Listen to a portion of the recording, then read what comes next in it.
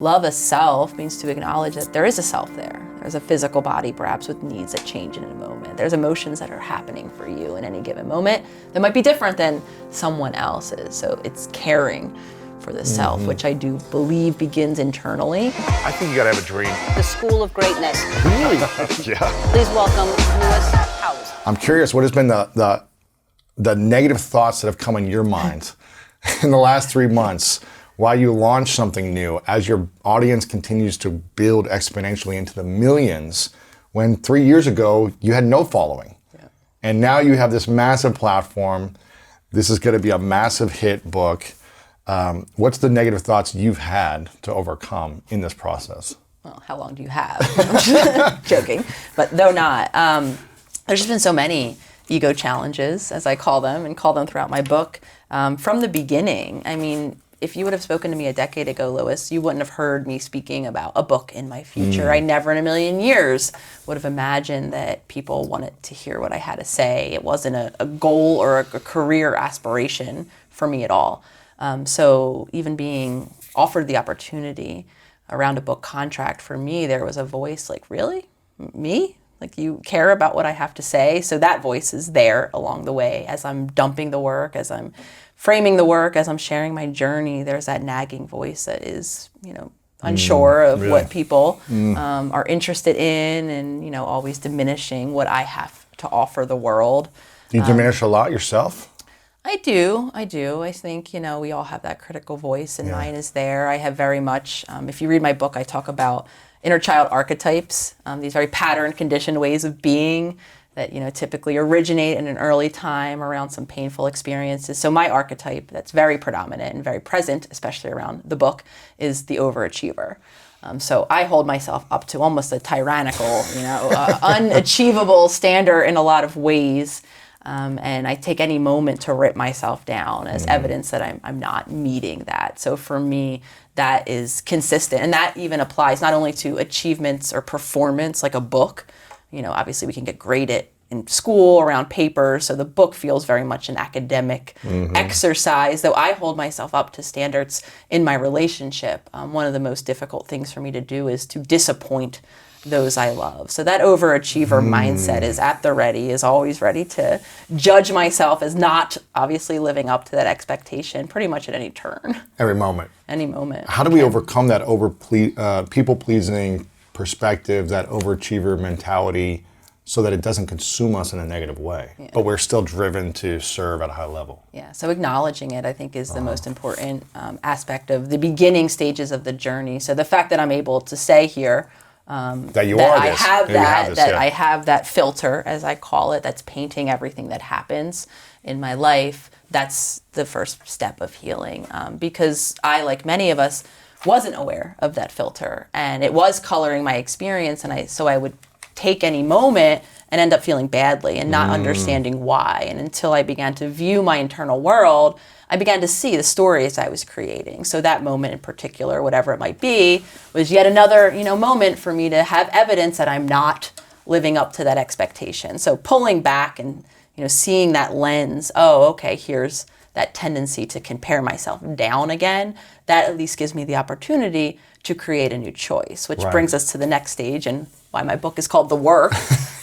Because listeners, and myself included, many of us could resonate with this. Yes, I'm an overachiever. I have that part in my mind.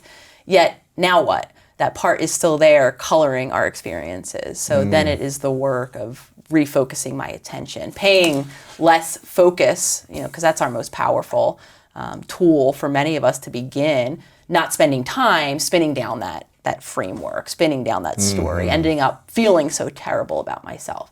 Pulling my attentional focus away and putting it elsewhere is the best thing we can do for ourselves to begin, of course, the journey of unpacking and unlearning those deep beliefs. Do you think a depressive state comes from an obsessive thought process? Is that what I'm hearing it comes from? Like, the more you think and ruminate on, I'm not enough, I'll never have this, I suck, I'm not worthy, I'm not deserving, the more I ruminate on it for longer and longer, is that what's going to put me in that state of being? It's one of the factors. It's not the only. And because I would come up against this idea of, and I think a lot of times in the field, it's criticized think a different thought. Okay, I can just reframe just to use it very generally, my negative thinking, and begin to think more positive. And then if anyone is suffering from depression or those symptoms, I obviously can relieve those and feel better about myself. The issue with depression and anxiety and a lot of the things that we're diagnosed with, myself included, is that they're messengers of something deeper. So typically with depression, there might and likely is something physiological also at play.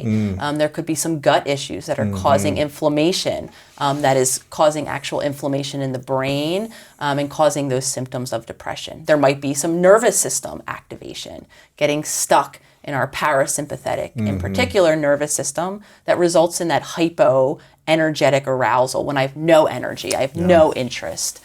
So typically it's thoughts and the physiology that then maps on to thinking those thoughts for a very long time. Though my point of working holistically is to acknowledge the whole story, because I'm sure even a lot of listeners right now might have tried an affirmation, tried to think a positive thought and not actually been able to create change, because likely they are again living in a state of physiological dysregulation. Right. So you might be able to change your thought, but if you're having alcohol at the same time, or if you're eating candy and processed foods all day and you're in a stressful environment physically, then it may not also shift your feelings or your emotions, right? It's kind of like you have to have a holistic approach to what is the root, what's causing me to feel this overwhelmed stress or depression, right? Yeah, and it's beautiful that you're using the word stress and very astute, because stress is insidious in our culture, and it causes not only psychological, but a whole range of physical health symptoms and ultimately diagnoses. Stress is really problematic, and unfortunately many of us as even adults are experiencing increasing amounts of stress, and in my opinion having very limited coping tools or resources to deal with that stress. So our bodies are really simply very much stuck in an overstressed, overwhelmed state that's again making change and transformation incredibly difficult. What are the best coping strategies for humans to help us get out of stress and into more peaceful, calm states that you've seen? The best ones? The best coping strategies. Yeah. Not like the bad ones, but what are the good ones? Yeah, we have the access to the most powerful regulator of stress through our breath. If we can learn two things. First, to be just present to or a witness around our body's just regular breathing patterns. As simple as this sounds, the way our body breathes, if we can cultivate a very full, deep breath, very calming breath, chances are our body in that moment is in that state of relaxation, is receptive to the world around, is feeling safe to express. The large majority of us aren't breathing in that very calm, rhythmic way. Most of us have evolved to become chest-based, very shallow breathers. And the reason why I even just talk about our natural rhythm is because our mind is constantly scanning our body and its processes, breathing in particular, because for our mind, that's a marker of how aroused we are, how stressed our body is. So what I noticed when I dropped into my body was that I always breathed very shallow from my chest, and at times I would stop breathing.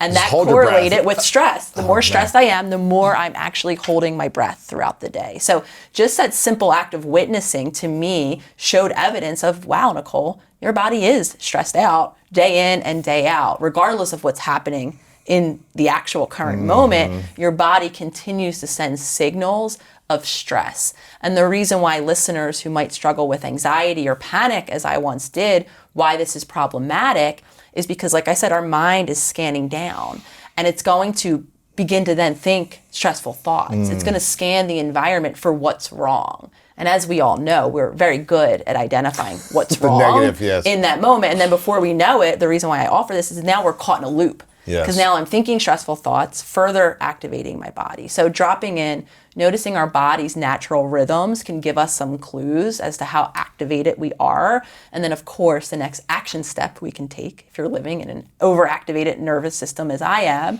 is to begin to harness intentional breathing, beginning to either direct my breath down into my belly if I am in that shallow, stressed out, activated state, or if you're, like I described earlier, having no energy, almost feel like you're not here energetically, we actually want to cultivate that chest-based, the more Wim Hof, shallow, activated tool of breath work to activate our get nervous energy. system, to actually up our energy into our system. So we can use breath work in either direction to control our body's responses. crazy. And while this is great for the body, and why I talk about it is it can build body balance back in, as many of us need it, it's also so empowering. Now, right, through an intention, through doing something differently, I can actually create change. And I speak as someone who did suffer from debilitating anxiety and panic attacks, and I know how overwhelming and out of control that can feel. So I mentioned that last piece of empowerment for all of those suffering with anxiety out there, because that can be the steps back to actually creating change and saying, hey, wait, I can control my body, and my body doesn't have to control me when it hits that peak of panic. What is happening when someone is in a panic attack? Like, what were the feelings like? How long did it last? And how does someone get out of a panic attack moment? So panic, and again, I'm just simplifying it for understanding purposes, it's that ultimate state of nervous system activation when your body is literally geared up to fight, flight, or flee, which is usually what happens next. We go into that old coping tool or that old resource that we once used. It feels very different for each of us. Some of us actually think it can feel, as I once did, like a heart attack. Wow. I describe an episode in my book where I had just gotten home. I was in a psychoanalytic training program, and as part of my training, every Saturday I would sit in courses to learn how to be a practitioner of the work of psychoanalysis, and one of my courses was a group model where I was a participant in group psychoanalytic therapy. So anyone listening who's been in any therapy, a lot of feelings can come up. So it was a particularly emotional group I had had that morning. And I came home and I was with my partner at the time, and long story short, I started to have symptoms. I started to feel sweaty. I started to feel clammy. I almost turned gray looking. And my heart in particular started to beat problematically or of concern. It was pounding. It just felt weird. And I'm someone who had panic attacks before. I know a panic attack can mimic a heart attack, yet I was in my down puffy coat, curled up in a ball with my cell phone in my hands, just waiting to call 911 because I was convinced that this must be something that's physiologically wrong with me. So some of us, it can feel like a heart attack.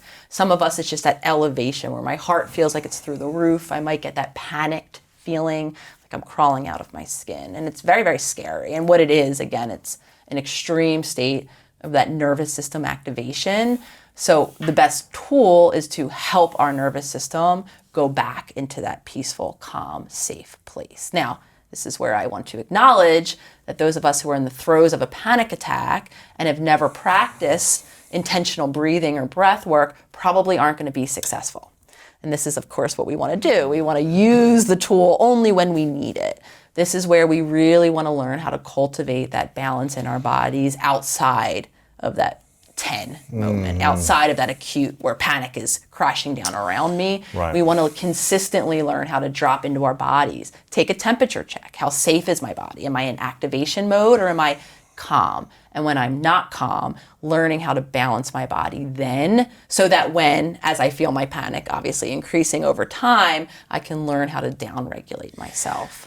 Is the panic attacks, what's the root of that? Is it someone not being aware of their body and breathing? Is it allowing stressful thoughts to come in? Is it all of it stacking up over time and then there's a breaking point? What is the root of a panic attack? It becomes all of it over time because our nervous system works outside of our awareness. We have a function, it's called neuroception. It's essentially where we're constantly scanning the environment, energies even included. We're not even aware of it. We're not even our body, aware our, of it. our eyes, everything and it's is primed to look for threat.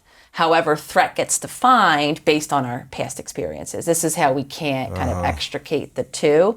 So something that felt overwhelming back here continues to color my world in my now moment. Even if it's not really happening. Outside of my awareness, right? So that's really important to consider. That's the feeling that many of us get when we maybe walk into the room or up that alley and just something feels off. We're responding, our nervous system is always responding to everything in the moment. However, it's doing so based on our past moments. So we could be throwing ourselves, unbeknownst to ourselves, into nervous system activation, and some of us are living in it all day long. Crazy. When we feel stressed, is it affecting the actual brain or is it affecting the mind? And how do we regulate the two?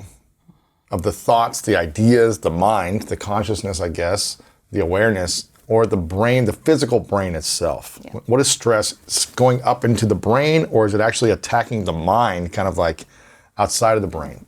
It can affect both. It affects the brain structure in two ways. The first way is through actual inflammation. Okay. Stress, the cortisol that typically is associated with stress, activates our body, activates immune system responses, where inflammation is the predominant response. Our brain is actually covered by a very thin film, a blood-brain barrier that's very penetrable. Things can get through. And one of the issues is when inflammation actually lands within our brain. So that can begin to cause structural changes in our brain, as can our mind. The way we think, the way we process our brain can actually change the brain pathways, the systems, areas that we're firing up more frequently than other areas. With the most predominant one, so many of us are living from our emotional brain, our amygdala, our hippocampus, all of those deeper centers, as opposed to our prefrontal cortex. So this is why it gets complicated. And there are very many brain scans out there of depressed individuals, of anxious individuals, of individuals diagnosed with ADHD or ADD, of autistic, right? All of these diagnoses map onto the brain showing changes, though it's the chicken or the egg conversation, because those changes, my argument is, occur as a result of the human's functioning. I believe as far back as in utero. I know that my system was impacted by my mom, by the hormones raging through her body, because I was sharing that body. I was sharing a blood source. I go as far to believe my mom's beliefs, her thoughts about herself, about me as a baby in her belly, about what my future would be, were impacting, again, my developing. So our environments, I believe, begin to shape us. So hypothetically, I could have came out as a baby infant showing, like I likely did, structural changes in my brain, possibly even an upregulated nervous system. Hard to differentiate whether genetically that's just what it was for me, or again, whether my earliest environment shaped. And I believe in the science of epigenetics, that our environments are always shaping ourselves down to our physiology. Our genetics. Our environment is shaping our DNA. It's shaping our DNA, and then shaping our systems, shaping how our brain looks and functions, shaping how our body looks and functions. Yeah. Well, what's that study where they put like love and anger on water bottles? Did you ever see that? I can't remember. The ice, yes. Yeah, the ice, and then it's either like dark crystals, like dead crystal, you know, or it's like these beautiful snowflakes. I can't remember what that study was, or that test. Where they did the frequency of different emotions. Yes. And had then ice that would freeze, I guess, ultimately, and it would crystallize in different structural. And it's beautiful because what I see is that shows evidence of how impactful the things that we can't see are. And I think the collective is waking up to the reality that there are a lot of these things that we can't see. There are energies, there are inner knowings, there are messages of all sorts that, again, we're responding to outside of our awareness, that are there, even though we can't see them, or the science isn't showing it in the graph that fits very comfortably into our human mind. Right. Anytime we're in that expansive unknown, it's very uncomfortable for us as humans. It's like we can't see our thoughts, but those thoughts will impact us, right? It will impact our structure of our brain, our body, how we feel when we think a certain thing as well in the environment. You mentioned people-pleasing, overachiever kind of archetype, right? What are the different types of archetypes that human beings have? Is one people-pleaser, overachiever? What are the main ones, I guess? Yeah, so just an archetype, so everyone knows what we're talking about here. Again, it's a very conditioned, patterned way of being. We don't, as humans, typically fall neatly. Some of us might see ourselves in only one archetype. Some of us might see evidence in different archetypes. We might see different sides of ourselves in different types of relationships. So multiple archetypes might apply. Again, they're not, be-all, end-all categories, but they're general ways of being, typically how we're relating to others in relationships or to the world at large. So I mentioned the overachiever because that's one of my predominant ones. Some others are the caretaker, the person who's always endlessly showing up to service others' needs. But never their own. Never their own. The yes person, who can't say no, who's always, again, in another model of service. There's a hero worshiper archetype, always outsourcing, always looking for the person or the thing that has an answer as opposed to within. Life of the party, another archetype that's pretty common. The person who never allows any negative, if you will, even though I don't love those words, sadness, any lower kind of vibration energy to be part of their experience. They're always happy. Everything's always great. Again, acknowledging that there's a range of human emotion, and if we're cutting off, the negative, we're usually cutting off aspects of our lived experience. Yeah. So they're general ways of being. Typically, maybe listeners can know kind of the way they show up in relationships. If not, being a witness, seeing how are you showing up? What is your primary mode of relating to other people? This is based in the idea that typically our primary modes of relating are based on our earliest relationships. We get very repetitive. So I was, like I described, my overachievement didn't start in adulthood. I began to assume that role in my childhood relationships, the person who's always performing in one way or another, or trying to keep the peace in one way or another. That was me. Keeping the peace was me, for sure. And so if we are aware of that first, kind of our main archetypes, is the next step learning how to heal, or is it learning how to reparent, or what would be the next phase that we should in doing the work? So the first, as I always acknowledge, for some of us, just having that awareness. Yeah, it's huge. I'm continuing to have my needs unmet in relationships because that's usually the byproduct of assuming roles or wearing these masks. My full self isn't being expressed, or I'm chronically not acknowledging any of my needs. For some of us, acknowledging that role and typically where it came from, though that's not mandatory. You don't need to know the thing that hurt me. But for some of us, that can be relieving. That can offer an alternate version of narration as opposed to I'm broken, which is usually where we end up. Oh, I'm unfulfilled in my relationships because I'm unlovable, because something's wrong with me. So for some of us, just having that awareness, no, I'm the overachiever, I'm the caretaker because of things that have happened as a result of my experiences. For some of us, that's healing in and of itself. Is these coping mechanisms then? Typically. These kind of master archetypes. Yes. It's like we do this because... Our way of being becomes, I call it the onion.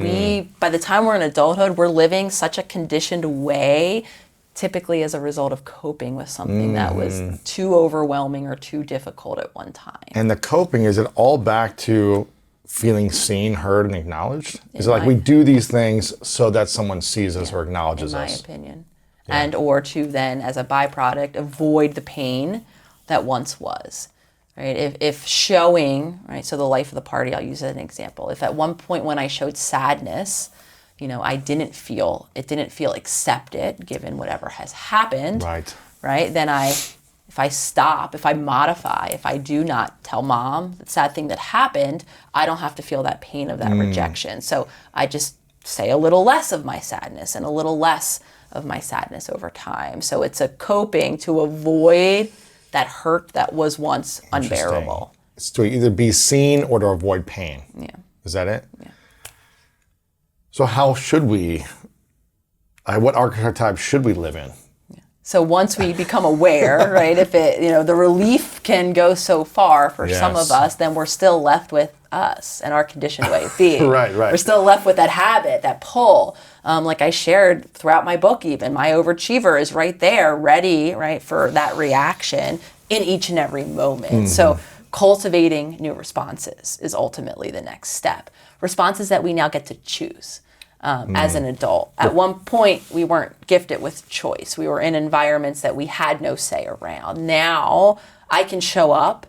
I can make a new choice. So I can learn a new way of being. I can begin to show maybe all aspects of myself, walking through the discomfort that will come along with change and the vulnerability that's part of the process now of showing a new part of myself, though over time that allows me to cultivate my full self-expression. So the work, as my book offers, is still part of the journey. Yeah. Awareness isn't going to create change because those habits are mapped down into our subconscious pathways that are at the ready. We've gotten really good at firing them up, and our brain actually prefers that path.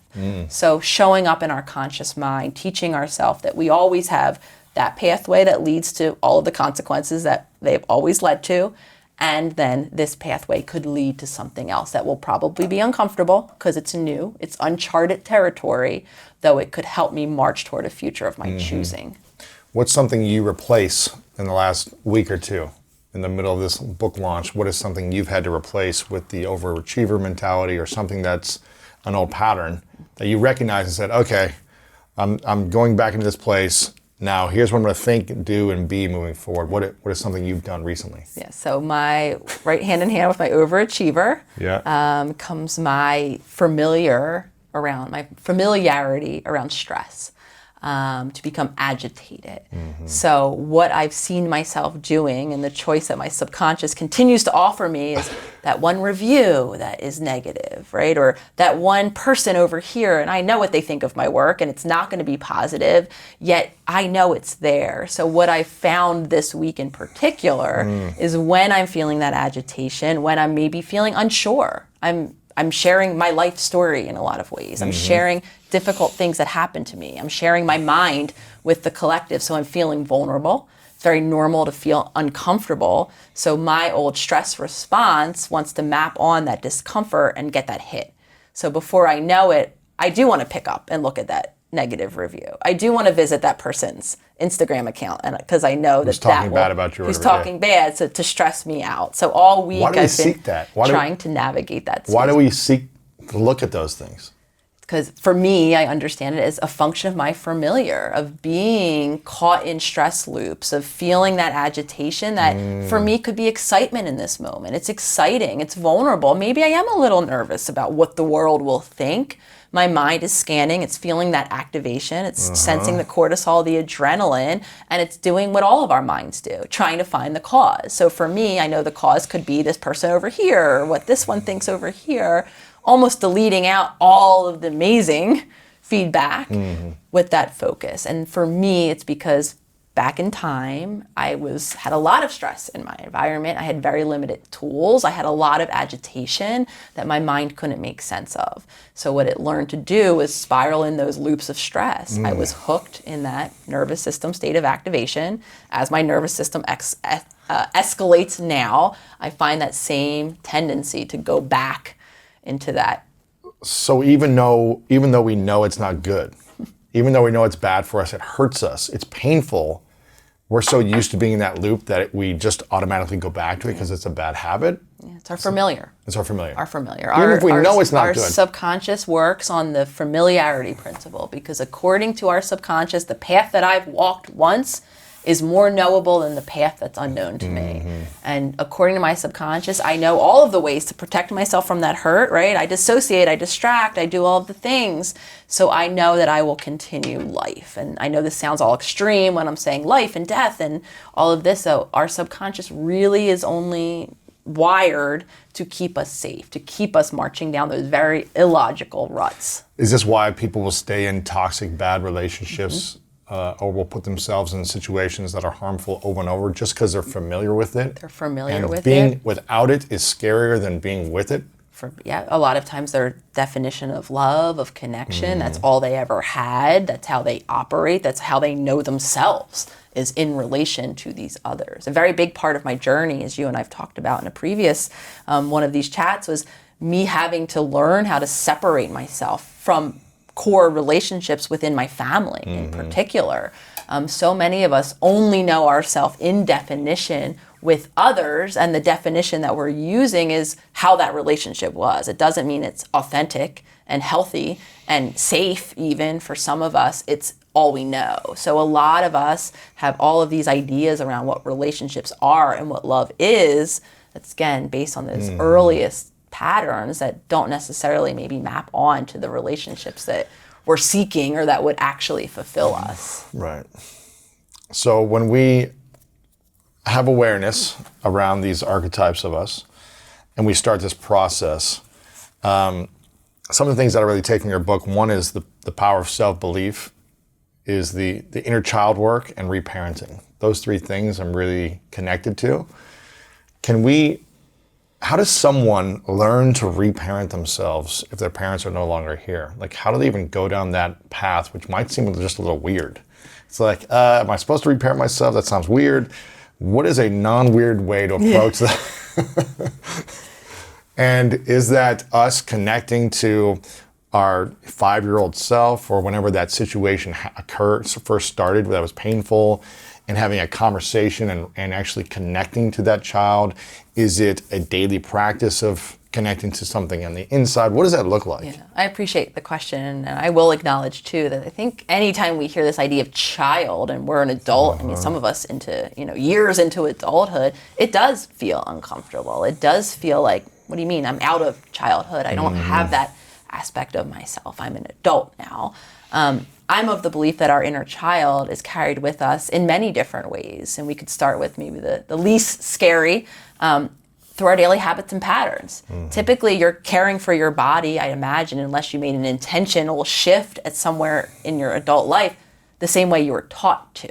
How our physical needs are identified and met in adulthood typically is a reflection of how they were once met in childhood, how attuned our caregivers were to their own physical needs, obviously then transferring that into our own attunement with our bodies, identifying what our individual needs are so that over time we can assume that responsibility of meeting them ourselves. Yeah. I'm of the belief that all of us were raised by humans that are limited by the tools that they had.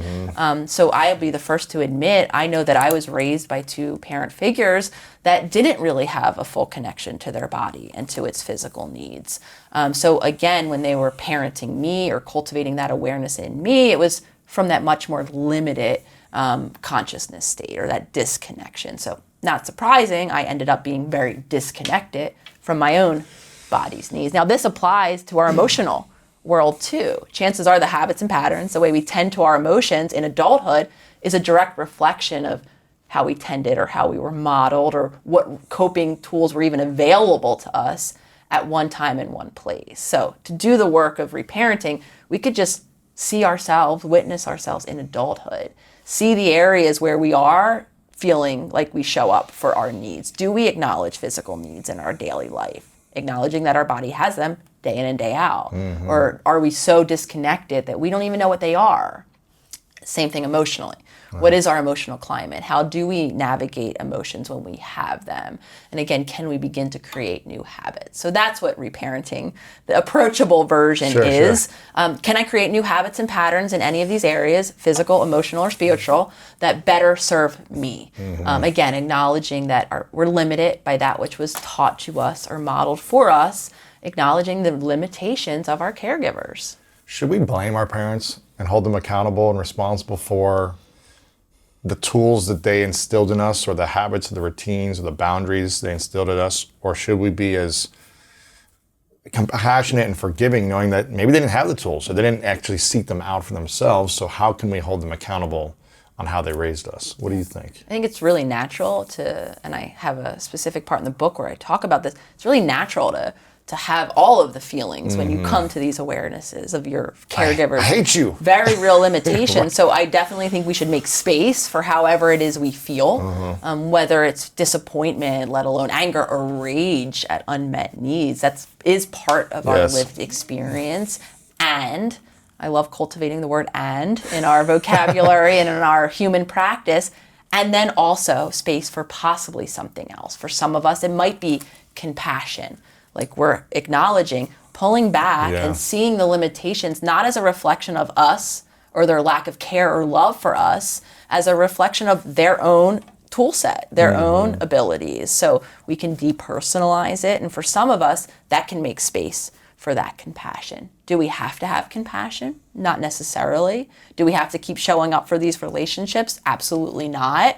So however we feel when we witness to what has happened and what we're living as a result of it, my suggestion is to make space for it, though ultimately acknowledging that to create the change each and every day, it's going to be on you making those new choices. Yeah. where are you at with your family dynamics now? Because the last couple of times we've had you on, it's been no communication, complete boundaries, separation, to we're starting a little bit to where are things now? Well, so I'll go as far to say is that when I did my live book event yesterday, my family was on there. My dad was sharing his support in the comments. Oh, wow. So they are very much standing beside me. We've had many conversations, about the work that they're very familiar with. They follow me on Instagram. My dad, my 85-year-old father, however old he is, created his own Instagram account and is following along, and they have the book themselves. So they're holding space.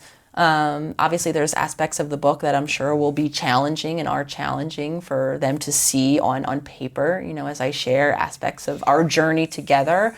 Though they've given me the space, and I'm very grateful for that, for me to continue to share my story, because I think that they now see the value of it. They understand that it is through, speaking of these things that helps people create change. And quite honestly, I experience the family different. I'm experiencing those relationships differently. I feel like I have space now. I feel like I can decide, when I pick up the phone to call them back or not. And for me, there was only obligation that I historically felt. I'm seeing incredible change in them.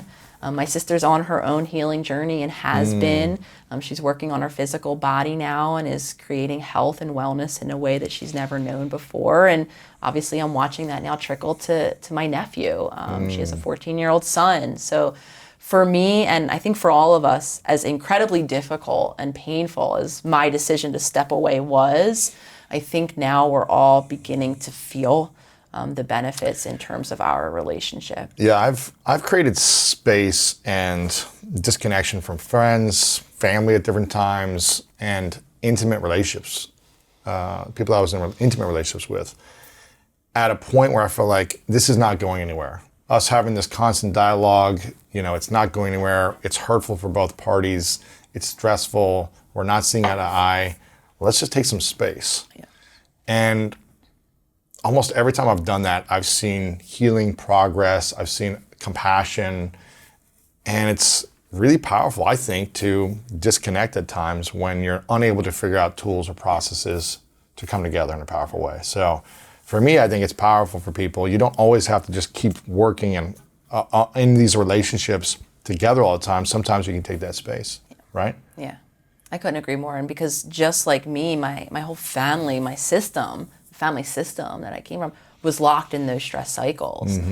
So it was like a domino effect. If I wasn't stressed and agitated and then trickling into that system, their energy of always something, right? The latest thing that was happening in their home, now miles even away from my home, right, would energetically impact my system. So that hard stop, I believe, was necessary for all of us to stop those spirals into that stress cycle. Yeah. And it was incredibly painful for me, making the decision, stepping away, having that distance, wondering how they were experiencing that distance. And I know, and I can imagine how painful their lived experience of being on the other side, likely confused more or less why I wasn't there anymore. So it's not to say it was an easy shift in that space. It did kind of bring things to a head, if you will, though, yeah, I think I agree with you on the other side. And some of us do need that kind of hard stop to just allow our emotional systems to reboot, to create a little bit of actual energetic space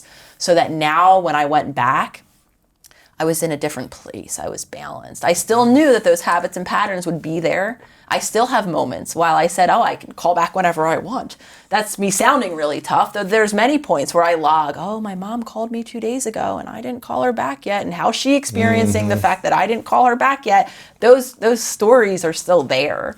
I've learned, however, to be more comfortable now in meeting my need and acknowledging that in this moment, I don't actually want to talk to anyone, whether or not you're my mom or not. No, thank you. No, do not disturb sign. So creating that space, allowing my needs to be the needs that I'm tending to in a moment, still comes with the feel bads, as I call it, though I've gotten more confident in empowering myself to make the choice anyway. How do we, if we're a people pleaser, how do we not feel bad when we create a boundary for ourselves? and say, throw out the expectation that you not feel bad. because someone's going to be upset at you. They're going to be upset. Or upset about the situation when you say, I need space and time to be alone. I don't want to see anyone today. But I really need you to help me and be here for me. How do we overcome that desire of feeling bad, of letting others down, in order to meet our own needs and not cross our own boundaries? So I wasn't joking when I said throw out the expectation, because again, if you have been practicing that way of being, putting other people first, you are going to feel bad. And it might even be reflected back that you should. I have been told I was selfish. I have been told, this isn't what family does. I heard all of those things that validated that deep, dark fear, that is exactly what I was doing. So there is no pathway around feeling bad. It's, again, just that constant reminder of why you're doing it. That could be really helpful. Yes. The why could even apply to the relationship. Because something I have lived is the accumulated resentment that happens as a result of chronically unmet needs. And unfortunately, we don't get resentful at ourselves. We get resentful at the people that we're in a relationship with. Some of us leave them, then in search of the person who's gonna meet our needs, never to find that person. But it always comes back to us. Or some of us don't leave and we just, resentful. are just resentful. Angry at them. Passive aggressive. Having lived that. But it's our responsibility to create the boundaries that we need, right? It's our responsibility. We can't expect someone else to. First and foremost, it's our responsibility to acknowledge we have a need. Some of us in adulthood are operating with that kind of fantastical belief that once was that people are mind readers. Right. That people just know. And if they loved us enough, they would just know. Tell my girlfriend that. And the reality of it is, I think a lot of us see that in our partnerships, especially the closer we are with someone, the more we think someone really gets us and sees us and has lived all of the experiences that didn't work for us in the past. Why don't they know now? Right? And unfortunately, Without no one communicating it. can know without being told. We're also quite subjective. So I'm living life through my lens, and I have to actually make an intention to pull back and say, okay, well, this moment, Lewis is different than me. So this moment might not be affecting me, but I have to remember to check in with another human who might be affected by whatever is happening. And then even more complicated, if you are affected, right, now I might not know how to help you, because the thing I do when I'm stressed or angry might be the farthest thing from helpful to you in that moment. So again, we have to constantly pull back and acknowledge when it's not us or not about us, and hold space for the uniqueness of someone else. It's almost like that's hard. It's really hard. And it's almost like we need to understand our needs and our boundaries, and we get to be selfish around those so that we can be unselfish in the service of others at our highest possible way, right? So we can have the energy, the emotional maturity in times to manage opportunities or stress or overwhelm or problems, so we can be there and lead people. It's hard to lead people from a place of my needs aren't met, my boundaries are crossed, I don't have the space I want, I don't feel respected or trusted or whatever it is. It's hard to lead and have energy from that place of depletion. So we get to be selfish, right? Yeah. That's how I feel. Yes, beautiful. And I end the final chapter of the book is actually full circle, bringing us to the concept of interdependence, of just that, of embracing our authenticity, so that when we are showing up in service, which I do believe is our path here, our journey here is to serve others. I see my work misinterpreted quite often with this belief that I'm, professing we all live alone on islands and have this separate existence. Absolutely not. I just know how much we are using others in our relationships to meet our own needs. So when we create this space to be a whole human. Say that part one more time. We're using others. We're using others and our relationships to meet our needs. Secondarily meet our own needs. What should we be doing?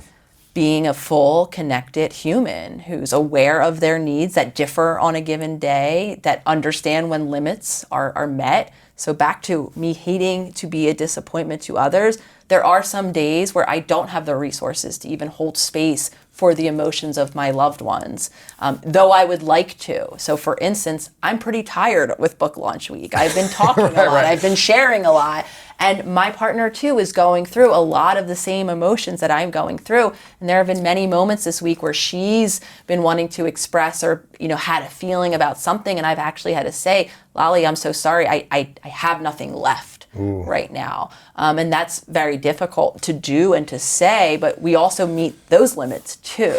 where despite our best intentions, we're not an evergreen source of energy and of resources. So there are some days where I have to put up that boundary and I have to say, I need to take care of me, so that when I can return, I can fully hold the space and be authentic and tend to you. And I believe this applies to the macro, to the collective. A lot of us are showing up in relation to others, though not doing so authentically, or doing so wearing our masks, or right, only expressing parts of ourself, and not doing so in our fullness, and or not doing so in service of our own needs. So the ultimate goal is to be a full, connected, aligned human who has access to their own energy, to their own purpose, to ultimately live in service of others. Yeah, and that's going to take saying no, creating boundaries, not being there for people at certain times when you need to take care of yourself. So interdependence is the goal for us? Is the goal? And then what would the opposite be? Dependence and codependence? Or what else would be in that So category? interdependence allows for the authentic connection. Okay. A lot of us are connecting or are relating to others, again, based on those very archetypal earliest ways, conditioned patterns of being. True, in my opinion, love and authentic connection happens when we're fully connected to us and feel safe enough. That's another critical piece of this. Creating the safety in our communities, in our relationships, finding the people that can hold that space, and honoring the fact that not all of our relationships will offer us that. Not all of our communities will offer us that. So a big inspiration for even the creation of the hashtag SelfHealers that led to the creation of the Circle community, my membership, my virtual membership, was focusing on creating those safe communities, albeit virtual, though a lot of us are living virtually now these days. Safety is important. Can I find the people with whom it's safe to be who I am? Acknowledging again that we might have to create the boundaries in some of our pre-existing relationships, and they might not be the people that are fully safe for us. Right. What is codependency? What does that mean? Codependency is typically when there's a lack of boundary between me and others, and typically, again, we begin to function in relationship as a means to getting our needs met. Got you. So it's, okay. Usually emotional boundaries are blurred, where we feel how good or bad, quote unquote, we feel is based on usually the response someone of else, the climate of the relationship. It's this idea, as I used to function, if my relationship was conflict free, even though it was very uncomfortable to my homeostatic impulse, my pull to stress, right? I felt okay. And when my partner was, say, upset with me, I felt not okay. I'm very simplifying this idea, but the blurred boundaries. The reality is, Lois, and this is very hard for me to even hold space for now, we all have different emotional reactions. There's many moments where I'm feeling differently than my partner is feeling about even the same event. So creating that space to have different emotional experiences of life is incredibly difficult. And I felt, again, that pull to, if you didn't feel the way I felt, my mind would say, oh, we're disconnected, or you don't understand me. I can be understood, and doesn't mean you have to share my exact same feeling in that moment. You can actually, it's quite beneficial if you don't. If you can hold space for what I'm feeling and not dive into that hole with me, we have a chance at stabilizing our dynamic or our relationship. So there actually could be value in both people not spiraling down the same feelings, yet back in time, that was connection. Those cycles of stress were how I felt closest. Wow. When the whole family was in an uproar about the lawn not being mowed, or the very real, medical issue that my family was struggling, or family members struggling with, we all felt it. So we felt less alone. However, we can cultivate connection without having to coordinate feelings. Ooh. Cultivate connection without coordinating feelings. That's powerful.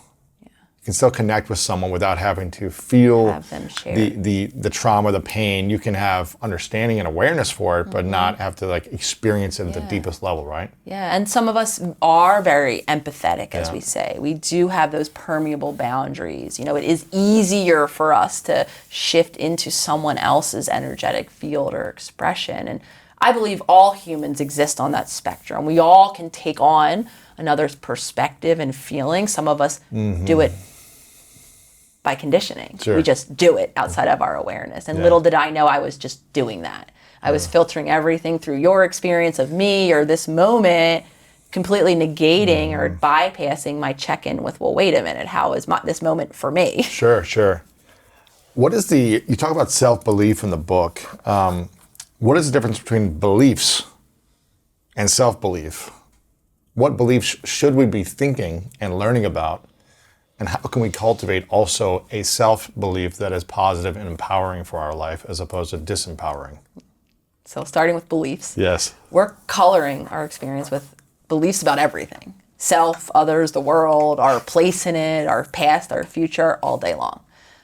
Beliefs, as far as I see it, began as a practice thought, usually based in a lived experience, that then we begin to repeat over time. The more we accumulate similar experiences in our life, the more it kind of sets in and becomes ingrained. Okay. And becomes our way of thinking. We actually have a place, a function, a system, if you will, in our brain. It's called the reticular activating system, and it works as a filter because we can't take in every stimuli that's present in each and every moment that we're living. We would completely be overwhelmed as humans. So outside, again, of our awareness, our brain our mind is offering a service to us. It's filtering out what it deems relevant to us versus what it deems not relevant to us or not part of our lived experience. And it's operating, again, based in the most consistent thoughts and or beliefs that we've had. So before long, we're a self-confirming machine.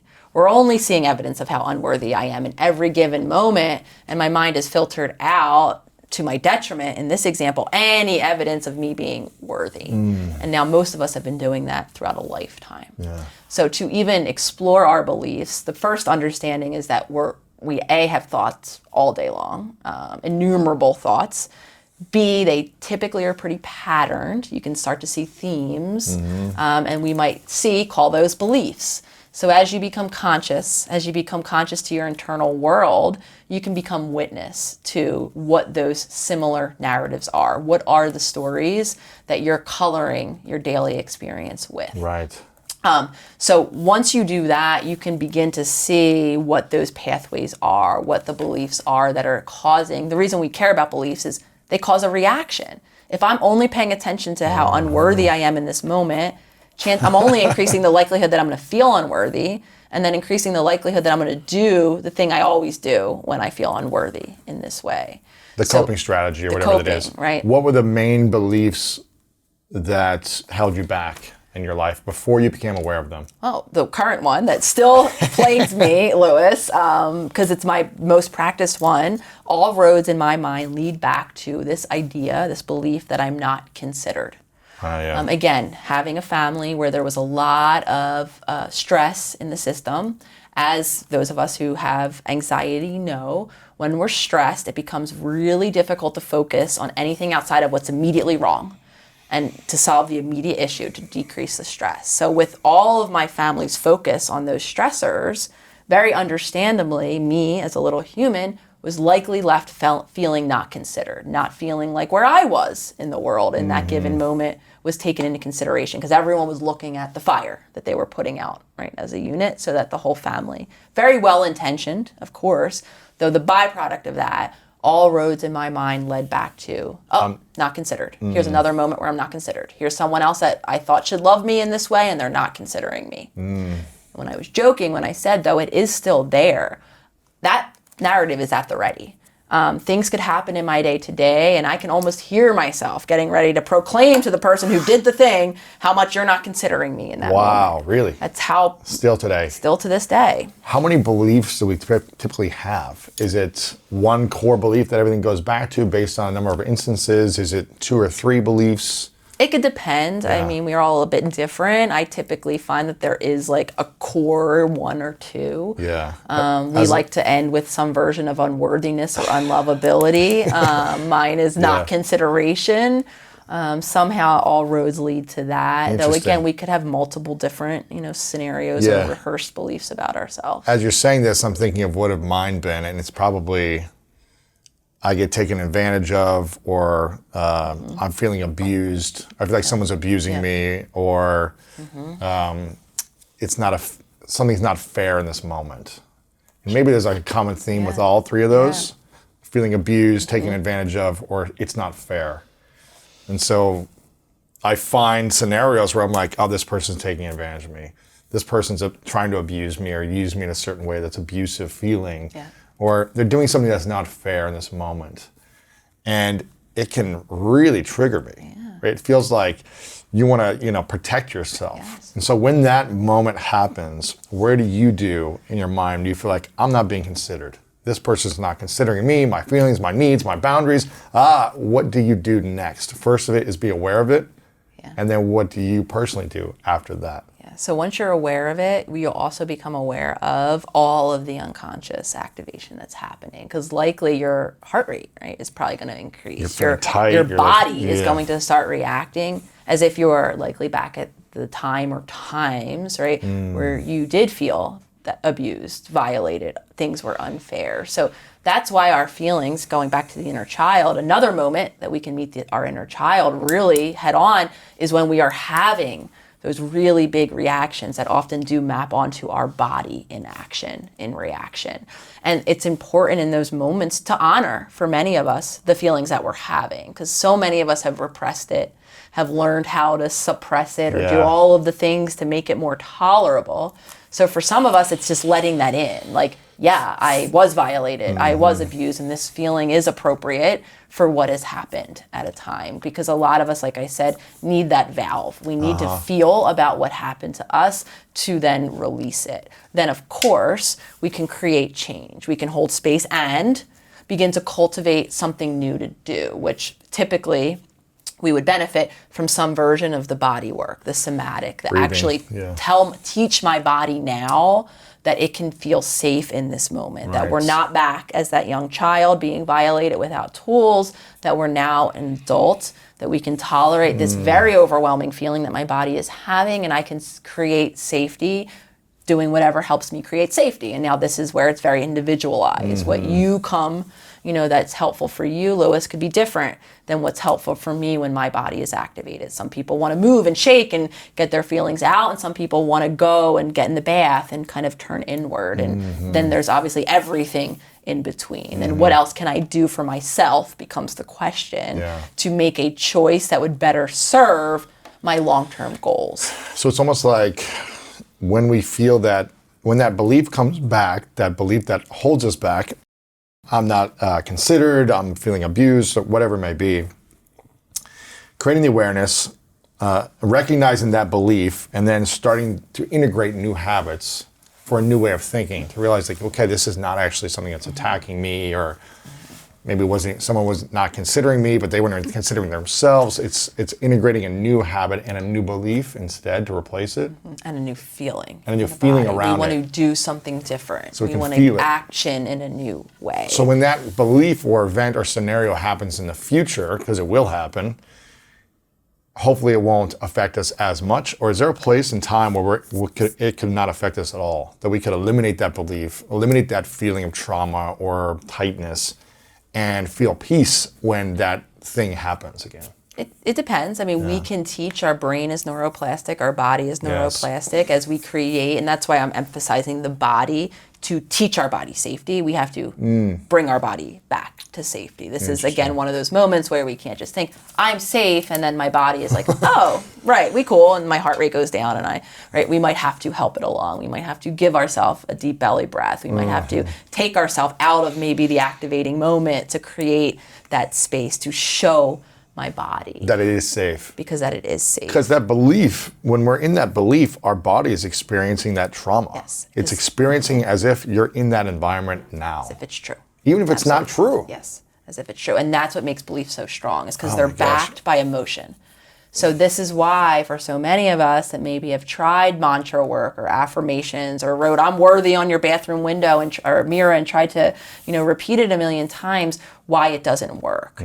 Because you're just saying words, and your whole system, your whole body is actually rolling its eyes, as I say, and believing otherwise, to shift to manifest, as a lot of us are trying to work to do, and create a life, we have to follow the thought with belief. And it doesn't happen overnight because, again, our whole body likely is sending us messages of the complete opposite in that same moment. So I'm not stressed. Well, wait a minute. Yes, I am. My heart rate's through the roof. You can't tell me otherwise right now because I'm feeling different. So in order to shift the belief around the feeling, we must also support the body and integrate the physical body with the belief, with the thought.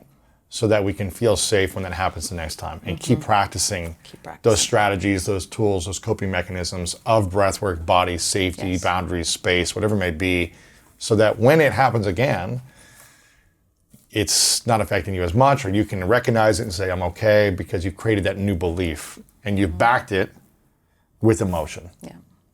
I like that. I like that a lot. In my opinion, done something that's most important. You've empowered yourself.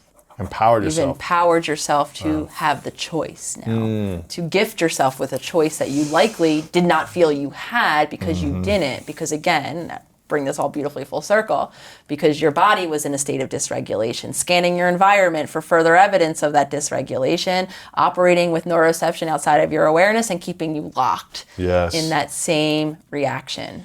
And when you empower yourself, that really supports your confidence and your self-belief. So there we go. So back full circle to belief about self happens when we empower ourselves, when we show alignment between what I intend, what I do, and then how what I do maps onto how I feel, acknowledging that that step takes time, right? It's not the overnight approach. I can cultivate new feelings and new choices and new ways of being in my life. And when I do that, I develop empowerment, I believe. I talk about empowerment consciousness, shifting from what I call ego consciousness, which is everything we've been talking about, that state of reactivity where my subconscious is directing my life, expanding to create the space, to making choices based on what's happening in front of me, day in and day out. Because this is, again, something that I think is the thorn in our side as humanity is we aren't scripted. There isn't a consistent life that happens. We're evolving creatures. We age, things change, our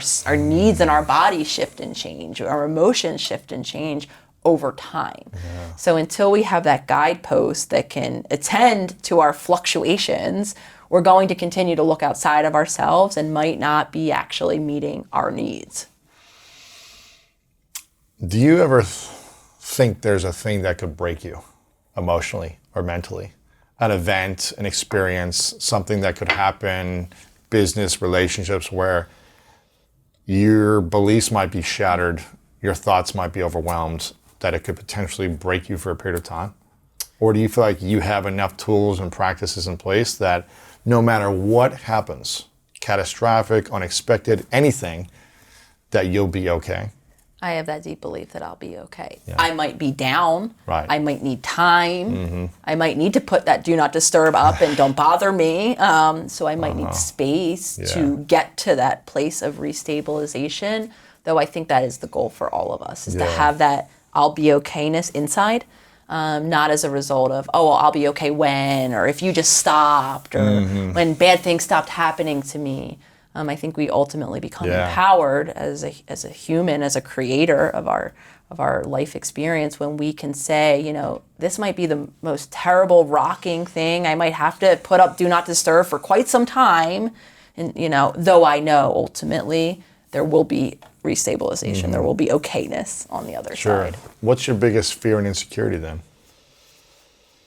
It's an interesting one. I feel insecure now often as I share aspects of my emotional world. As someone who's an overachiever, what I've learned is I really struggle, like I said, to factor my needs in, specifically my emotional needs. And so to receive support, I've learned I have to speak the need for support and then let the support be received. And I know listeners might be like, well, what do you mean that's a passive thing? No, you have to tell someone and then let in the type of support that they're able to offer you in that moment. And I love to throw out my hurdles all along that process. It's very vulnerable for me to say I need help or I'm feeling, and then to allow whomever it is on the receiving end to show up in that way, because I'm used to being alone, Yes. right? I'm used to being not considered. There's some comfort in that. I prefer to be on my island. I Yeah. actually like to be alone when I'm stressed out, though for me that only perpetuates that No one's considering me. No one's here for me. aloneness. Yeah. That deep aloneness. So each and every day there's so many moments where I'm challenging that vulnerability. I am speaking the words and sharing what it is that I'm feeling outside of even stress. Stress I'm used to sharing. The deeper stuff, the insecurity, how it feels to vulnerably share your story with the world. All of Yeah. those moments, I still have those old conditionings. Why does it seem so hard for so many humans to receive support? Like, we want the support, but then why is it hard for us to receive a compliment? Someone actually being there for us, someone offering to pay for something. Why is it, maybe I'm generalizing this, but I just feel a common theme that it's hard for human beings to receive anything. Yeah. Some Except of for the us, super greedy people that are like, give me everything. Yeah. But it seems like there's a big population that's hard for, right? yeah, I think all roads might lead back to some version of the narratives that we were visiting earlier, which is unworthy. I don't feel worthy of, because I'm not familiar with being worthy in this way. This is how this all goes hand in hand. I was considered when I performed, when I overachieved in these very contained areas. So that became my channel to be considered. So now my goal, my task, my healing is to allow myself to be considered with all of my essence, not just when I'm performing. So to receive love or consideration for me or worthiness means that we have to shift that belief. We have to imagine ourselves to be worthy Yes. of it. And like I said earlier, I agree. I think there's a universal difficulty in receiving, quite because there's a universal difficulty in believing that we are lovable, typically based in an early experience where our environment didn't result in us feeling fully accepted around that aspect of us or that thing we shared or that feeling or whatever it is for us. As I'm reflecting on my life, I used to beat myself up a lot where I didn't feel deserving and worthy of love because I didn't believe I was good enough, smart enough, talented enough, all those things. How do we get to a place of actually believing we are deserving of receiving love?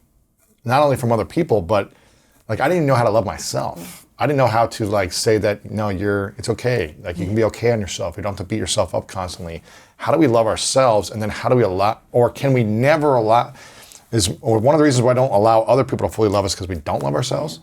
Yeah, a lot of that originates in how are we acknowledging our needs, right? To love a self means to acknowledge that there is a self there. There's a physical body perhaps with needs that change in a moment. There's emotions that are happening for you in any given moment that might be different than someone else's. So it's caring for the self, which I do believe begins internally.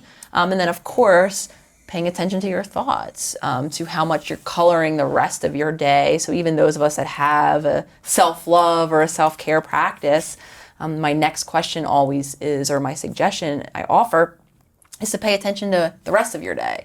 Because even those of us that have carved out the time in the morning and I do my I love myself affirmation and I show up for myself and I do all my caretaking behaviors, if when I leave that room I go out and I rehearse in my mind, oh, well, this is why I'm unworthy and this is why I'm unworthy, really I'm just strengthening that older narrative. So it becomes a two-part process where we want to pull the attention away, acknowledging that our subconscious is going to keep offering those old stories. We can empower ourselves with choice to spend less time paying attention, not go down that spiral. And then yes, we want to action in new ways by showing ourselves we are worthy through first just meeting our needs, identifying our needs first, which is a step for many of us, and then practicing meeting them. It's like a constant practice, constant daily practice. So much has happened for you in the last 3 years where you had a much smaller circle of people who were aware of who you were, and now you have a much larger circle of people that are aware of who you are. What is the thing you wish more people truly knew about you that they don't know? I think a lot of things, because I think often, Louis, about how visible life is for some of us online, how much we show, we say, we speak of ourselves and our stories. And I'm also very intimately aware of how much isn't known, how much people don't really know me on the day-to-day, energetically experience me on the day-to-day, even know what I do when I'm not posting about what I do online. Yeah. So I think this goes, and I think about this for myself a lot, there's just a lot that isn't really known about any of us, as Sure. visible as we may or may not be online. And it doesn't necessarily mean that there's nefarious things happening. It's just the fullness of humanity is full. Yeah. And social media is an amazing tool. You're never going to hear me say otherwise. I think it is beautiful how it can connect humans now internationally, and we can cultivate communities of safety. And I personally see it as a tool for our self-expression and live in purpose. And now I have the beautiful ability. I'm not just living in my little nook in Philadelphia. I can, begin to make these impacts, and it's limited in a lot of ways. And I hope that people are aware of that. My goal is to empower humans to sift through all of the tools that are ever available to them, other people, their journeys, their stories, though always to look within, always to have that checkpoint where I go inward and I decide if what I heard someone else share works for me. Or if I can separate myself out. This person might seem really similar based on what they say, though honoring their own uniqueness, that they might not be exactly the same human as you. Right. So what they're offering might not exactly work for you. So my hope is to always urge that kind of internal process of knowing, because I believe the answers are always within each and every one of us. I prefer people not to listen to what I say to do or what I've suggested worked for me. I urge people to experiment for themselves, to build this reconnection back to self, and to allow you to speak on your own journey. And I just have been thinking a lot about that as I watch my following continue to increase, stories being, shared about myself and other people that I know have visible, platforms. And it's just, this whole world is new online. Yeah. What do you wish people knew about you that you don't share, though? I think there's a lot that I don't share, just like experiencing me as a human. I don't know how I come across in terms of, how I feel about others. I find myself really compassionate, really understanding. I think to a detriment in some ways. I have gotten very good at over understanding, I think, other people's perspective sometimes, that when I do hear misunderstandings, I talk a lot about learning to embrace misunderstanding. There's a lot that's difficult for me. Hearing stories about oneself that are so out of alignment with who you imagine to be brings up a lot of challenge. So as much as I could say, I wish people knew who I really was, I also know how we're just so subjective and we're painting people into who we imagine them to be, even the people that do know me intimately, personally in my life. Yeah. So I think just understanding that about ourselves as humans is important. And even someone who, like I said, experiences me in real life is subjective still. Yeah, it is. Well, I'm a huge fan of everything you're up to, of you as a human being, and the book, How to Do the Work. Recognize your patterns, heal from your past, and create yourself. I keep saying this is going to be the book of the year. I just have a feeling it's going to be a massive impact on so many lives. So make sure you guys get the book, get a few copies for your friends, help heal the world together. And you can just open up a chapter at a time and read a chapter at a time, and you can open up kind of anywhere and be impactful for you. So it's really inspiring, really powerful. Congratulations on this. It's going to help a lot of people. I want people to check out the previous episodes we did, because I asked you your definition of greatness and your 3 truths in about 2 years ago. So I want people to go check that out so they can hear that. I'm sure it's different now, but I want people to hear that. You're also all over the place with social media. Instagram is probably your biggest platform right now, right? So Instagram. The Holistic Psychologist. If you type that in, you'll find it. Facebook, the same thing, and the Holistic PSYC on Twitter. Is that right? Or is it different? The Twitter's not really super active. Okay. So Yeah. Instagram is the main thing. There's a YouTube. It actually just got an overhaul, a new look. Yes, I'm excited the about Holistic that. Psychologist. And in the next couple months, we're going to be unveiling a new season. Now that we have a new creative, we have all of the technology to revamp all of that. Yeah, and I it's know exciting. that those teaching videos, a lot of people had a lot of benefit in those. So the YouTube will come back and be very much a consistent resource in the next little bit. So And you've got a podcast launching in the future. a podcast to come. It's going to be huge. Podcast to come. It's exciting. Get on your texting list. You can find that on Instagram as well. You've got a community of self-healers that they could be a part of. They want to have community of safe space to learn this stuff as well. All that's on your website too, right? Yeah, new website, just got an overhaul, Your Holistic Psychologist. Your Holistic Psychologist. Yep, some freebies, so anyone who got the book or who didn't, there are 2 guided meditations that I recorded for everyone that go along with the book content, so anyone can jump on the website and grab those, and jump on the email list if you don't have my Future Self Journal templates, an intentional journaling practice that I use myself to create these new daily habits, so that also is on the website. What is that journal for people, just so they're aware? Because I see a ton of people using this and applying it. How has that helped you? Yeah, the Future Self Journal, I began when I first started my own healing journey, really first and foremost as a intention setting tool, understanding how powerful my subconscious was, just like everyone else's. So for me, I felt it incredibly beneficial. As someone who honestly never even had a journaling practice, the daily act of setting an intention for just that day at hand. I do my practice in the morning. That's just what works for me in my life. You can do it at any time. And it's really just my moment to remind myself consciously what I want to do different in that day. So that practice is incredibly helpful. The journaling, you can write in your journal as if it's already the case. So now we're capitalizing on a little bit of neuroscience and the fact that our brain doesn't know the difference between you actually being that person already or you just imagining yourself to be. So now we're laying down some neural hardware. And of course, the more we repetitively do that and then practice, because here's where, again, I pop the balloon of belief that this is a magic journal. It is not. You can write, you can set yourself up to succeed, and then we have to actualize, right? We have to do the work. Yeah. We have to Implement. remember that day to go out and keep that promise of maybe acknowledging my inner child or, connecting consciously with myself and my needs in any given moment. So we want to build that practice into our day. And for me, I found it was really helpful to build a daily journaling practice that, if I'm honest, Louis, I still use. Every day I'm now working obviously on different new choices, but I still use that practice each and every day. So I have templates on the website. Anyone who wants to grab them, sign up for my email list, and it'll get emailed directly to you, and you can get started creating some new habits. Where do you think it'd be without journaling in the last 3 to 5 years?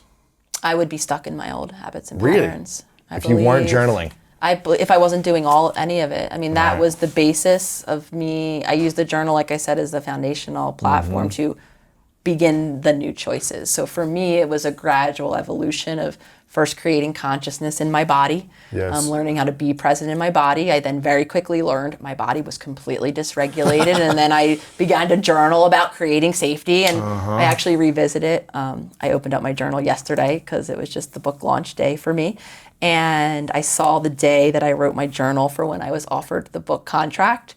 And I was looking around that time at what I was working on, and I was reminded how consistently for that months I worked on creating safety in my body, tuning into my breath, noticing when I was constricting my breath and using my breath to downregulate my nervous system. So for me, the journaling was the tool to change my life, to build all. So yes, ultimately the journaling helped me create many new habits that have literally transformed my life.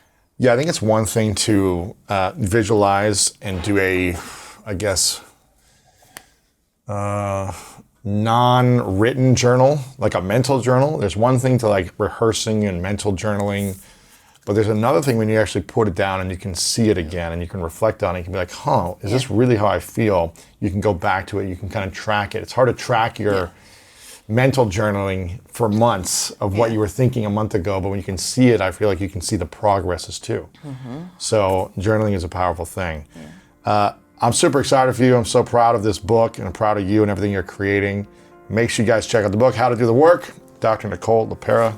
Check it out. Thanks for coming on. Appreciate it. Thank you, Lois. You've been such an incredible support along the way, so thank you. Of course. If you're looking for more greatness in your life, make sure to check out this video right here. And also check out our free PDF, The 3 Secrets to Unlock the Power of Your Mind to help you change your life. Download it right here. Every 10 seconds, you can be consciously aware of what you're thinking, feeling, and choosing. Keeping yourself in a state of mental peace comes from being aware